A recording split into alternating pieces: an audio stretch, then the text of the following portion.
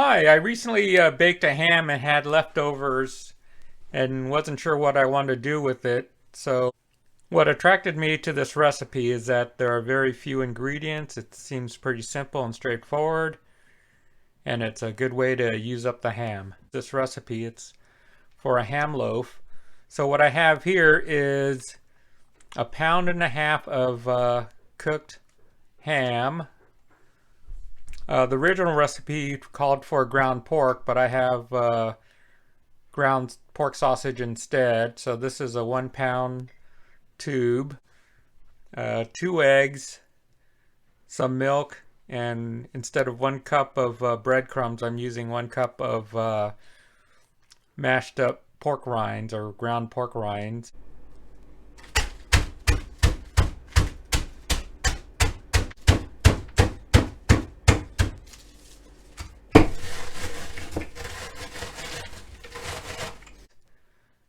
And for a glaze, I'm using apple cider vinegar, yellow mustard, and brown sugar. And again, I'm using low glycemic, 0 calorie sweetener.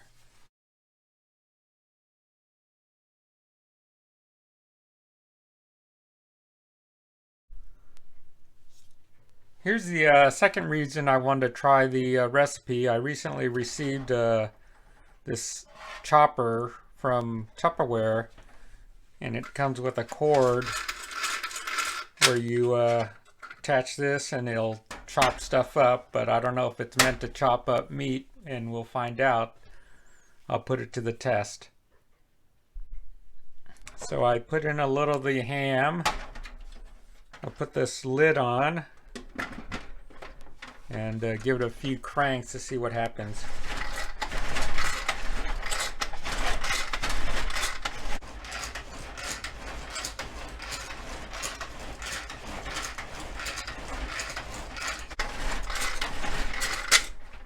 I don't know how many times that was, but let's see what comes of.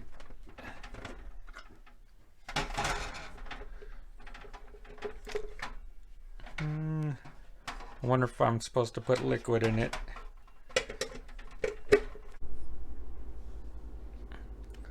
It's able to do coarse chunks.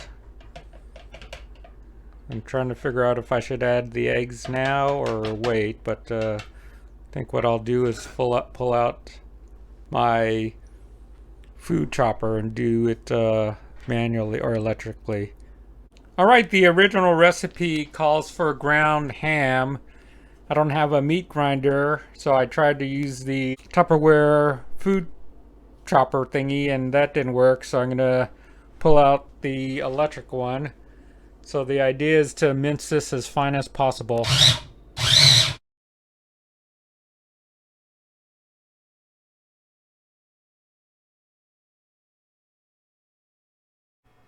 Alright, here's the chopped ham.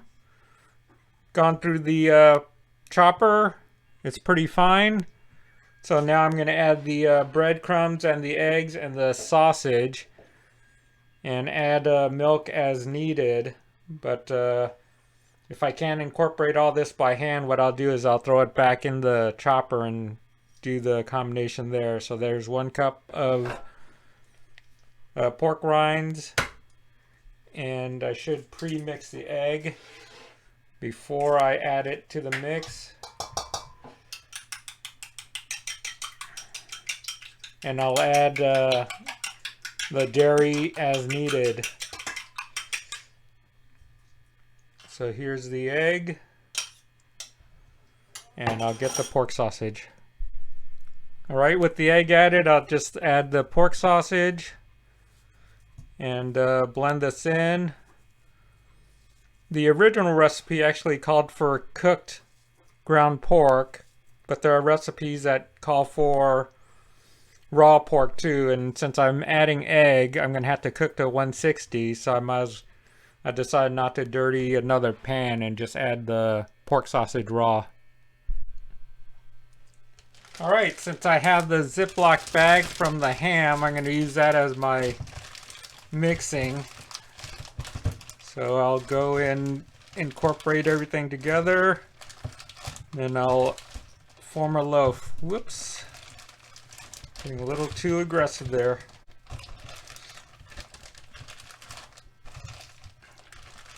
Then I'll add a little milk. It seems a little dry, so I'll just add a little milk at a time. I should add some black pepper. I'm sure we'll be fine on the salt since it's ham and sausage.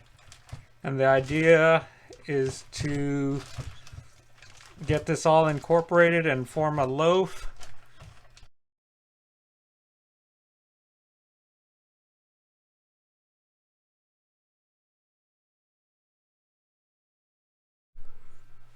Like kneading dough. Fold and rotate. Fold and rotate. So far I've added about, I want to say a quarter to a third a cup of milk. And it seems like it's moist and holding together, so I don't think I'll add any more. And looks like it's getting close to being thoroughly incorporated. Alright, the ingredients are thoroughly mixed. And I'm going to free-form a loaf.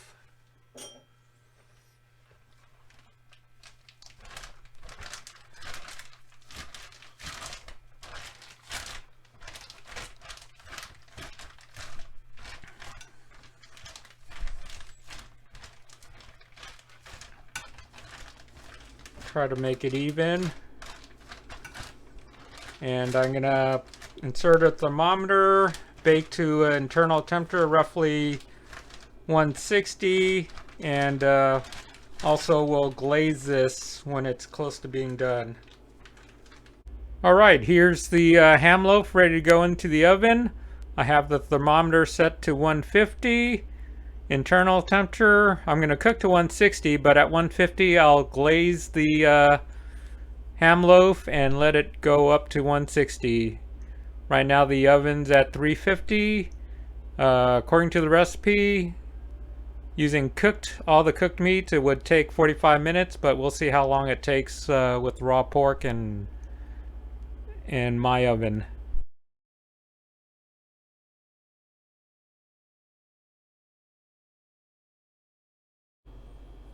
Alright, while the ham is in the oven, I'm going to make the glaze. I have 2 tablespoons of this erythritol base 0-calorie, low glycemic brown sugar. And I'm going to add 1 tablespoon of apple cider vinegar. I think the apple cider vinegar will offset the sweetness of the ham and saltiness, try to balance out the flavor. And also I'll add a little bit of yellow mustard, probably a teaspoon or 2. Basically what you're trying to do is make a paste, so that was probably 1 teaspoon, and you just mix it until you form a paste. And based on what I see, I think I'll add more mustard. I like the mustard to be, this glaze to be a little more yellow.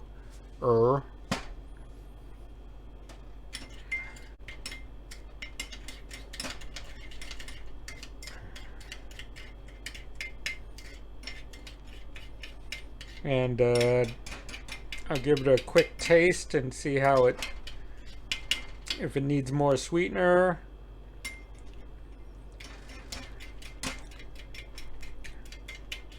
Or more mustard. Just add a little more mustard.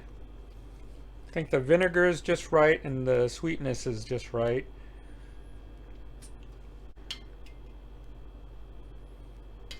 Let me try it again.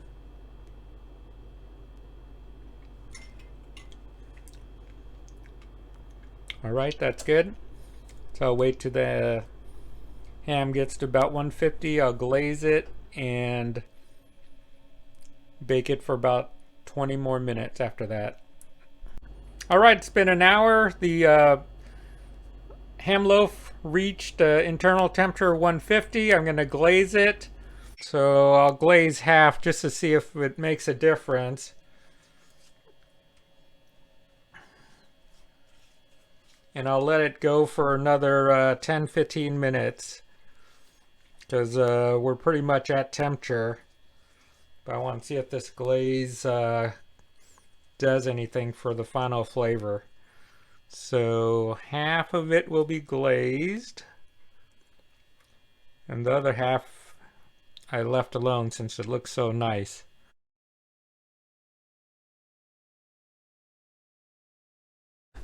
Alright, here are the final results out of the oven. It's been in the oven for an hour and 15 minutes. I could have probably timed it better. Technically this was done at an hour. I took it out at 150, but the carryover brought it to 160. Right now the temperature is about 170, so hour and 10, hour 15 minutes in the oven. And this half is the glazed half, and this one is the unglazed half. They both look pretty nice. The glazed half is definitely sort of duller in color, while the unglazed half has a nice brown color.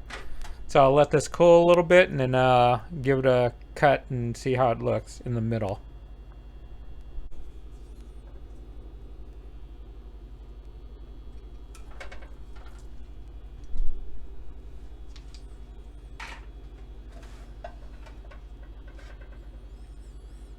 Alright, I'll let it cool and cut. Alright, I allowed the ham loaf to rest about 5 to 10 minutes. This is the glaze portion and this is the unglaze portion. What I'll do is I'll cut it roughly where the glazed line is and just take a look and see how it looks on the inside. Could tell it's a little on the dense side right now. Steaming hot. I don't know if you could see the steam.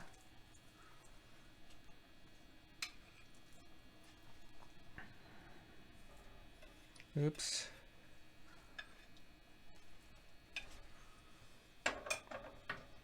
So here's the ham loaf, how it looks in the middle. And I'll slice a slice with the glaze and slice without the glaze and give it a try. I'll slice thinly, relatively thin.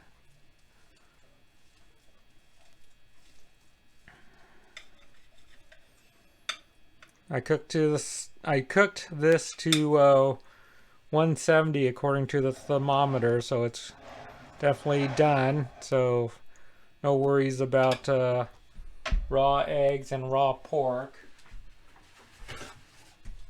Let me wipe the knife a little. And then I'll slice a little the unglazed side.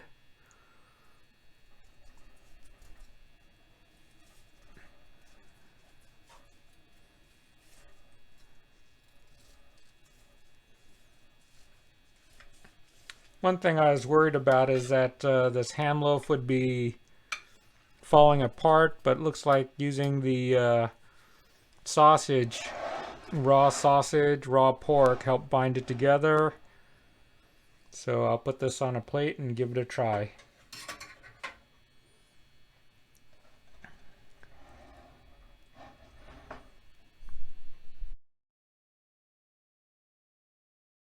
Alright, let's give this ham loaf a try. This side is the glazed portion. It's held together nicely.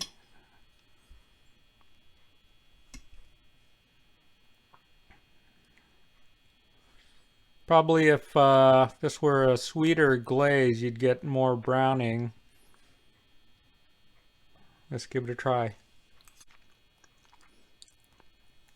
It reminds me of Spam. The texture is a little coarse, but not bad. I probably could have added a little more milk. Maybe it would have made it smoother. But it has good flavor. I don't taste the glaze at all. This side is the unglazed portion. There's a little pepperiness to it. I think that's from the spicy sausage. Let's give this a shot. That's kind of a big bite. Let's.